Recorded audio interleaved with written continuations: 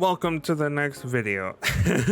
um, what we are going to do today is a second installment of the environmental studies. This one is also in California, San Francisco. It's just in a different street, different view. 8-minute video, and so I condensed it from a 2-hour study down to 7 minutes, or closer to 8 minutes, from a content creator, OrenjiKunArt. And I wanted to give them the credit because, to the main point, they motivated me. They creating environmental illustrations to help motivate other people. So here I put down I chose a different background color because what I learned is putting down a background color will influence your other colors. So instead of painting on white, it will not be, brain. If you put down a base color, the surrounding colors will be affected by it in a good way. It's good to have a base color rather than just white. So here I am. We've been going into the sketch first, and the sketch took me a bit longer than I would have liked, but for the most part, again, I'm still learning.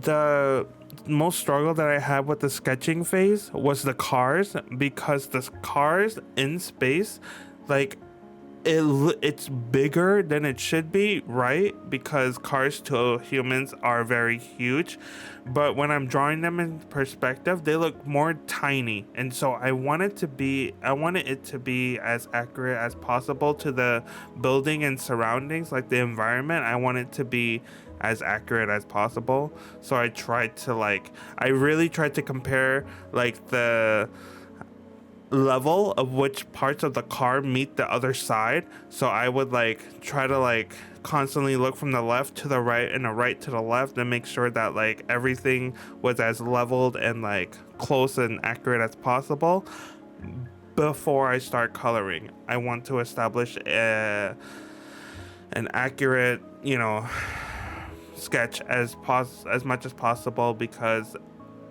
I want it to be accurate, and then I want to be able to stylize. Once I get comfortable with environments, I feel like I can experiment with stylized environments. Like in cartoons, they have extremely exaggerated proportions for buildings and stuff. And so I really like that, but I'm still learning. So I digress. Here we are still working on the sketch. I struggled a bit with the building. So the buildings on the left had a bunch of windows, and so I struggled with that because sometimes all the marks that I'm making are really big. So I'm trying to be more concise and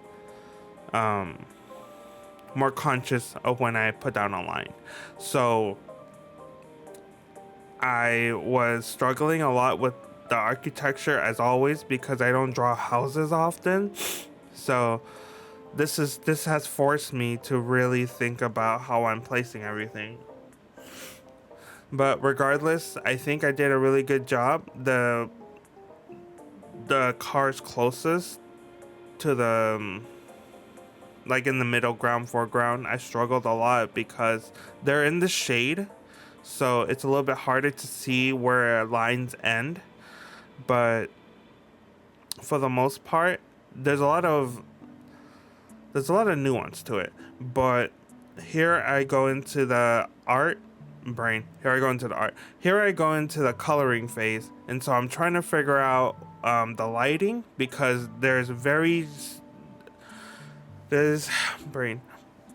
is strong lighting, and so trying to pick out the colors that is as close to the reference as possible is what I try to do. So the highlights in the front, where the light source is It's pretty accurate, but I felt like it was too saturated. But this is all a learning curve.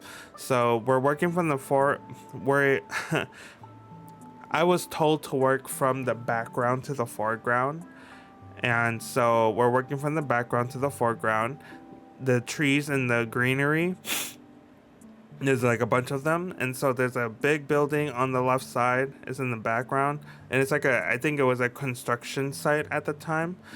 And then I'm working on the buildings on the right side. It's so hard to, for me to distinguish what these buildings were, what the objects were, because from the image it's a little bit harder. So I'm just working with broad shapes and hoping that it's as close as possible, but I didn't try to be super detailed. I wanted to keep the shapes very rough, and I wanted to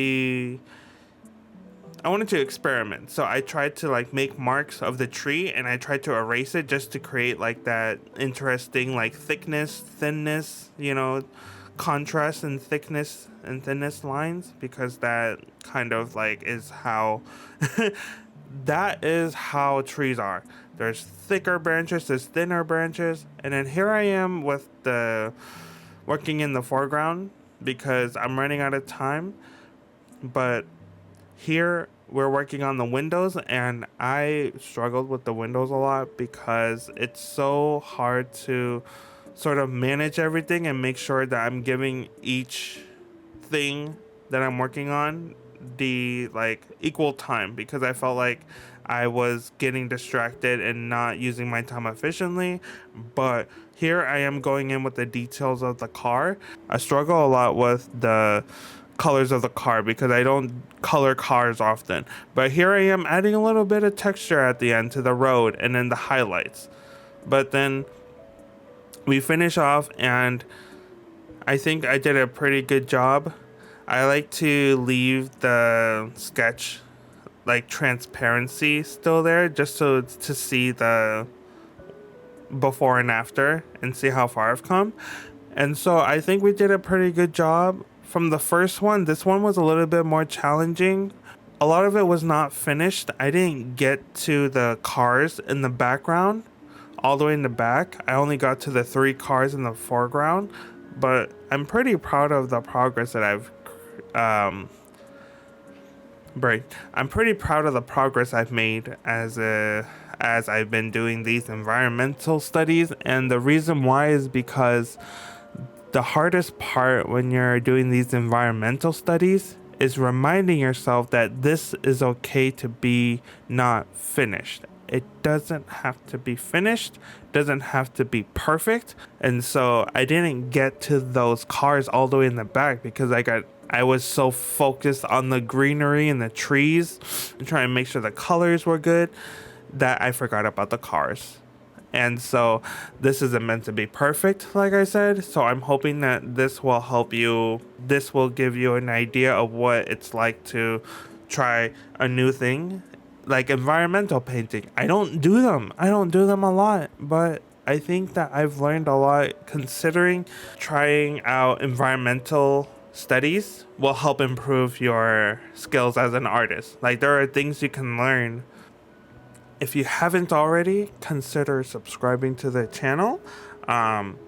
Look forward to more time gesture drawing content where I do sketches of K-pop idols, because I have a bunch of photo book references, and so I use that as my reference source. And then number 2, I do videos like this where it's a study and we learn, and I want to do more of these. So if you enjoy these environmental studies, I'm hoping to record more in the future, and so I hope that this will encourage you as well. Do more studies in your art if you're interested in learning and improving. If you learned anything from this video, consider giving it a thumbs up, and thank you. Thank you for supporting, hanging out, and watching the video. Enjoy the video. Peace out, Girl Scout.